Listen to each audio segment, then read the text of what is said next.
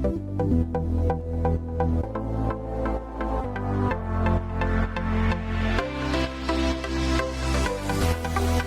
decided to apply for the World Scout Jamboree because I'd heard about it from previous participants. And then I watched the Japan video and I heard all of the stories from Japan, and how my favourite story that I heard from one of my friends who went was when they walked over this hill and they saw the flags from every country who went, and they said that it was the proudest scouting moment they've ever had. Because I remember when I was a little cub, I went to an event and there was a guy at a sweet stand raising money for Japan. I decided to apply for Jamboree because when I was collecting my Chief Scout Gold Award at a Cheshire event, the Cheshire units that went to Japan were doing a presentation on it, and I wanted to find out more. That I could visit another country, another continent that I'd never been to before, or before I was 18, with the Scouts, and experience a new level of scouting across the world. I thought that maybe this was going to be a real trip of a lifetime, and it would be a really good chance to try and apply to go on to this World Scout Jamboree.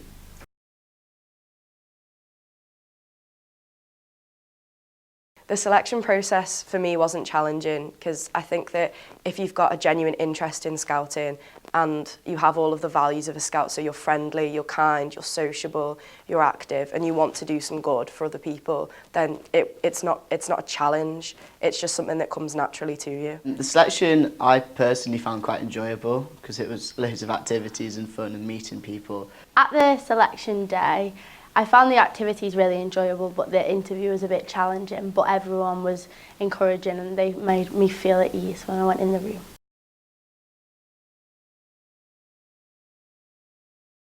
When I heard I'd been selected, I was over the moon.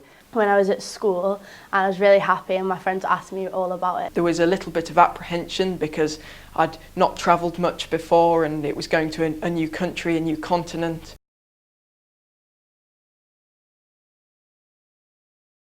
I think all the training that we went to was like really crucial to do, because when we went to the Jamboree we just felt prepared and like we could get on with activities because we built teamwork, we built friendships, like we learned how to shop for ourselves, put up tents, we learned everything that we needed to do for when we were at the Jamboree, and we all just felt really comfortable and almost at home when we were at the Jamboree.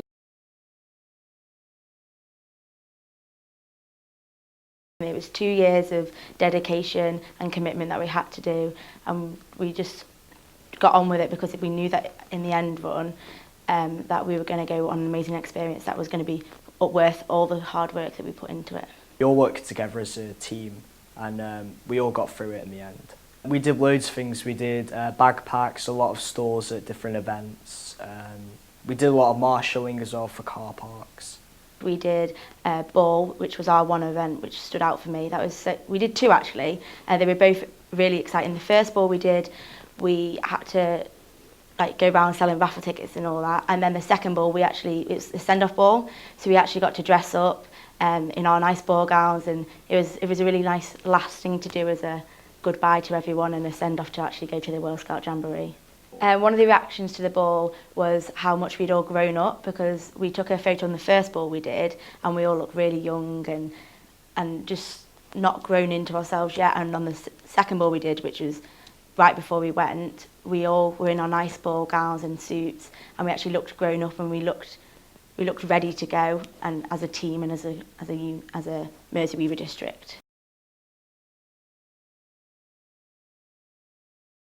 When we were going to Manchester Airport, I was a little bit hesitant because I was the youngest in our unit and I didn't really know what I was letting myself in for.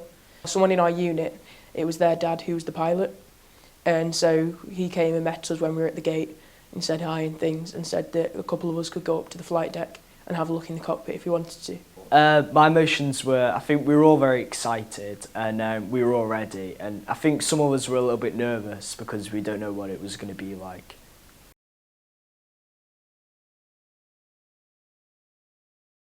We went to Ground Zero, the 9/11 Memorial / Museum, and that was like, it struck a chord. You were stood where the building once was, and you could you just about like tell like how much of a disaster it was, and it was just heartbreaking going around the museum.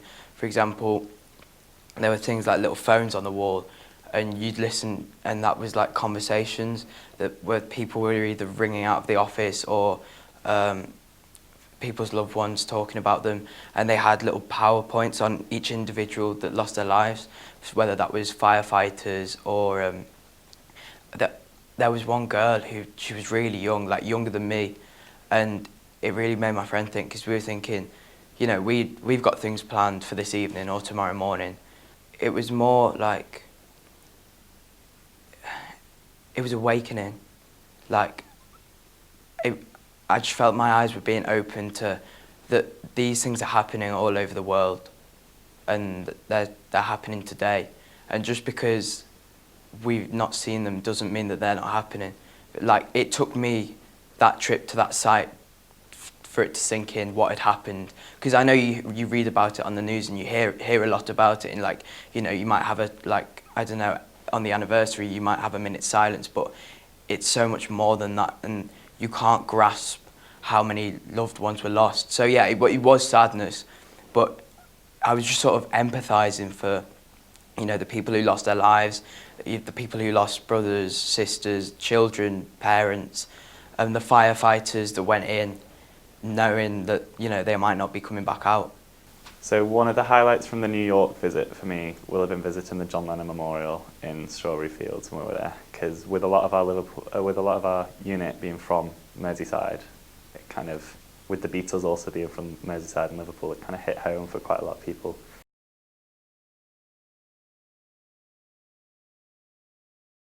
When I first arrived at the Jamboree site, I was shocked to see how big it actually was.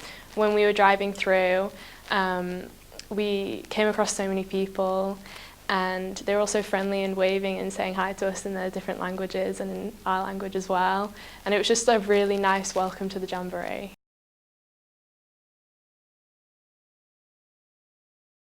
The realisation kicks in, gosh, there's still 50,000 people here. Just the energy that was there in the opening ceremony, it was absolutely amazing, and we came back saying it was like nothing we had ever experienced.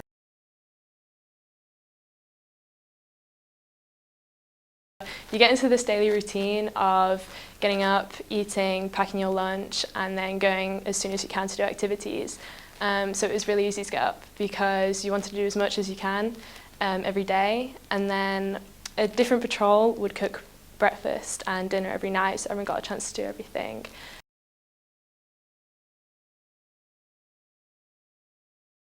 My favourite activity at the Jamboree was probably the whitewater rafting. The Global Development Village, because you learn so much about globally how we can improve the world to make it more sustainable. I went to Bows, which was where they did archery and crossbows, and that was really memorable because they did a lot of things to adapt it. So when I was doing archery, I could sit down and they had a bow that was made so that it was at the right height for me to be able to sit and fire and still be able to hit the target. My favourite activity on Jamboree was the Spartan race. Basically what this was, it was like this massive assault course that was at the top of Mount Jack, which was the mountain on site. So that day we hiked to the top of the mountain, and there were a few activities like Highland Games and that sort of thing, and there was the Spartan race, which it was this really long assault course, which there was a mixture of things like climbing over like barriers and fences and sort of lugging massive logs around a track, and it was like quite hard going. So I walked it because, I mean, I'm not really an athlete, so. But basically at the end you got this dog tag, and the reason I did the Spartan race is because I saw there was this massive American guy who kept coming to our camp for dinner, and he was like quite built, and he'd flex his dog tag and talk about how he did this really difficult like assault course, and he made it out like it was really hard. So I thought, you know what, I'm going to go and do this. So I went and did the 2 mile. I mean, I walked it, but I was giving loads of people a leg up, so it was fine. And I completed it, and I got the dog tag. And then later on that day, I sat down at dinner and I showed it him, and it was a bit of a knock to his self-esteem because, I mean, you know, British guy could do it too. But yeah, no, I loved it. It was great. My favourite activity on the Jamboree was definitely the stand-up paddleboarding. I think my favourite Jamboree activity was definitely the whitewater rafting. The scenery was breathtaking, absolutely beautiful to look at. The river was amazing, nice and refreshing because it's baking hot sun, so really nice to cool down and have a bit of a swim. The instructors were brilliant, and we were, you know, you're with your mates, so it's a really nice environment, joking, laughing around. And that was the day where we kind of got to showcase like the best of Britain, and then everyone, like each of the country, showed all their stuff. So we did real English tea, because the tea bags we could get over there were, you could barely call them tea. And then we thought we'd being really creative doing cucumber sandwiches, but when we went round to all of the other British units, everyone had done cucumber sandwiches. We stopped off an Italian unit who served us the best pasta I've ever had. My most memorable activity at the Jamboree was the Big Zip. Going on the big zip line and getting up at 4 AM to do it. Well, my most memorable activity was going up Mount Jack, because I sat down for lunch and then started talking to Americans, and we ended up speaking to them for 2 hours. And then on the way down, because we were told we had to go back down, I spoke to some Germans and French people, where I learnt my French was nowhere near as good as my French teacher told me it was. And then I think right at the end we spoke to some Czech people, and because my mum's Czech, I could actually speak a lot more to them. I found the most fascinating was doing the Model United Nations. We'd like you to do a position paper, which was something I'd never done before, which was basically doing research into your country's position on what the topic is, like what their stance is, what are their international policies. We had to do a lot of research, and that's something I'd never done before. So I now know how to write a position paper if I ever do Model UN again, which I hope to do. I was a representative for El Salvador, and we debated things like plastic in the ocean, legal trading. I reckon my favourite was probably the mountain biking. When we were on the site in the Jamboree, we became really close with other units from the UK that were on our sub-camp. So we became friends with people from Buckinghamshire, and we decided that we should throw an international rugby tournament. So we got the Australians involved, the Kiwis, there was some South Africans. The Americans didn't really know what was going on because I don't think they play rugby. And then there was Cumbria Scouts, and we had like a piece of cardboard, and we like wrote out everyone's team names, and then like did a little tournament, and the South Africans and the Australians were so good at it, and they won, so yeah, it was good.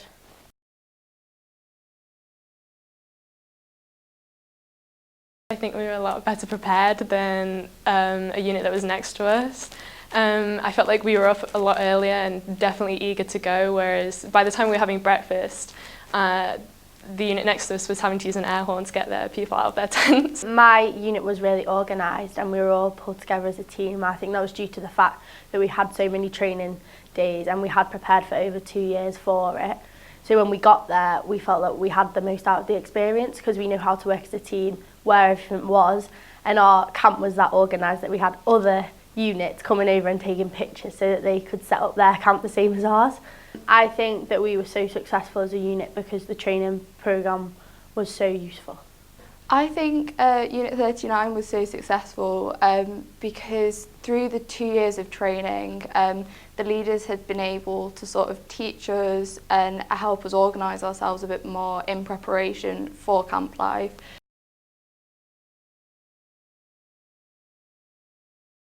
We went to the White House and had a walk around, and that was really cool because it's such a massive place and you can see all the gardens and the fountains. And then we went across the Washington Monument and looked down the mall, and we took a walk, and we took pictures outside, and we took like the artsy picture, you put your finger on top, and also it was a lot of fun with our patrols.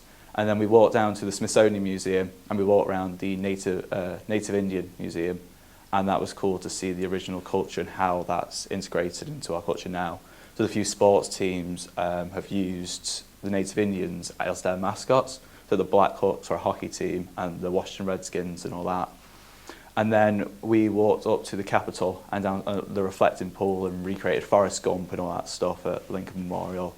And it was a lovely city. We had free time, sort of from lunchtime onwards till about 5 o'clock. So we started with some shopping because we'd sort of saved our money for Washington. So we went shopping in some thrift shops, and so it's like charity shops, but I don't know, they seem to select the stuff that they have in a bit more vigorously. So like I brought this Bob Marley t-shirt, and it went down, it was extra large. Like it went down to my knees, and like sleeves were down to there. And then after that we went into Starbucks for lunch because it was our friend's birthday I think Washington was definitely one of our highlights as a unit as well. Yeah, it was good fun. Yeah.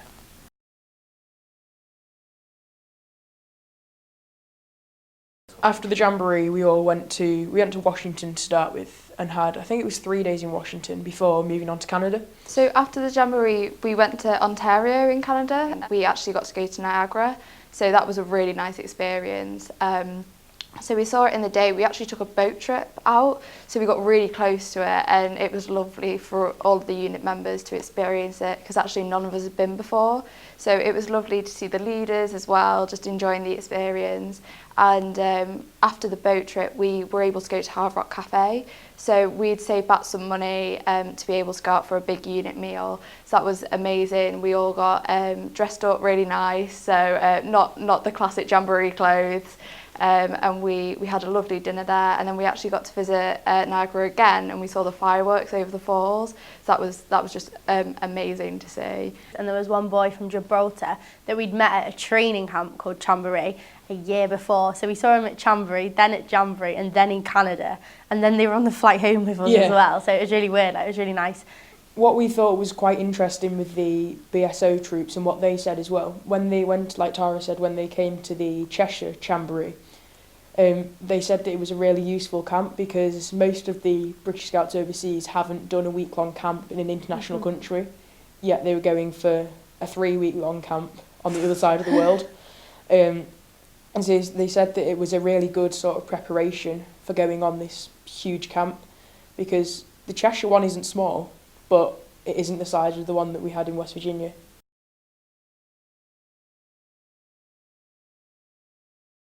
As the Jamboree sort of came to a close, I was kind of a bit emotional, really. My emotions when the Jamboree experience came to an end was, like, I was quite upset for its end, because I'd spent 3 weeks with my best friends doing really fun things, and I didn't really want to come home to rainy England.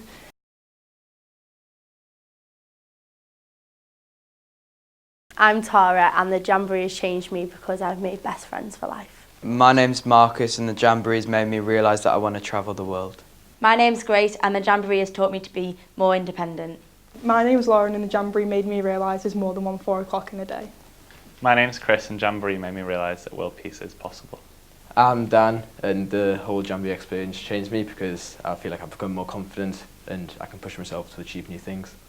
The World Scout Jamboree taught me that no matter who you are, no matter your background or your creed, no matter where you've come from, you can always find some form of commonality with other people. There's always something you can talk about, and there's always something you can share. I'm Daniel, and the World Scout Jamboree has given me a new perspective on different cultures. I'm Amelie, and the World Scout Jamboree has made me realise how big scouting is.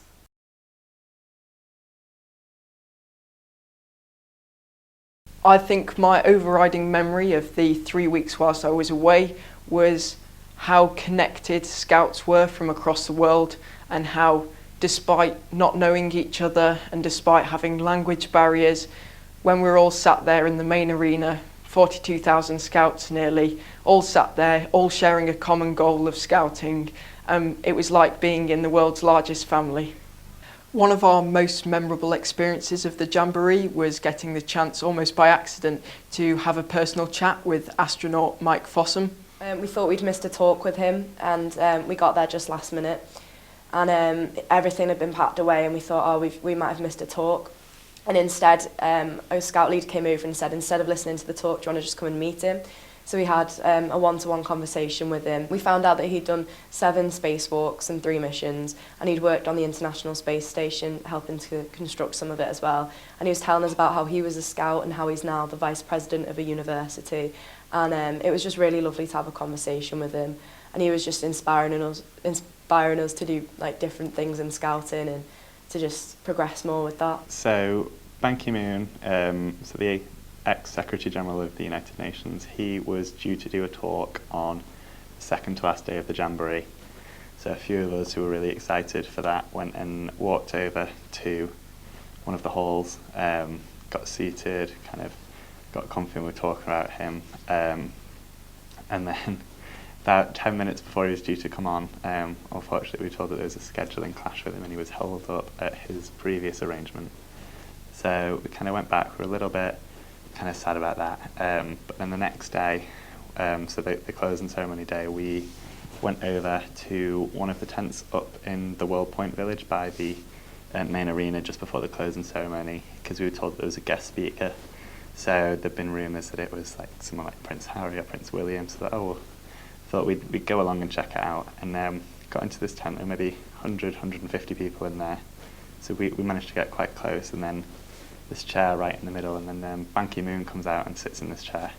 So we were all super excited, because myself and a couple of others in our unit, I want to pursue a career in the UN or in the Foreign Office, so Ban Ki-moon's been a massive inspiration to me. So when we sat there, he did kind of a little 20-minute, half an hour segment talking about kind of the barriers that kind of humanity's facing at the moment, and how as Scouts we have kind of been helping break those down over the Jamboree, and how we can continue to when we get home. And then he'd done this whole inspirational talk, and then we were sat down at the closing ceremony, and he came out again there and did another, I think, 15-minute talk then to the entirety of the camp. So we had the ex-South Korean president, the ex-United Nations Secretary General stood on this main stage talking to 50,000 Scouts about what it means to be a Scout, what it means to be part of humanity,